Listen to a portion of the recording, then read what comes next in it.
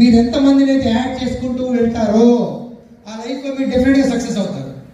ఎంతమందిని అయితే వద్దు అని వదులుకుంటూ వెళ్తారో మీరు నిజంగా చివరికి అందరిని వదిలేస్తూ వెళ్ళిపోవాలి, అందరిని యాడ్ చేసుకోవాలి. ఓకే, ఇప్పుడు మా లీడర్ చెప్తా ఉంటారు,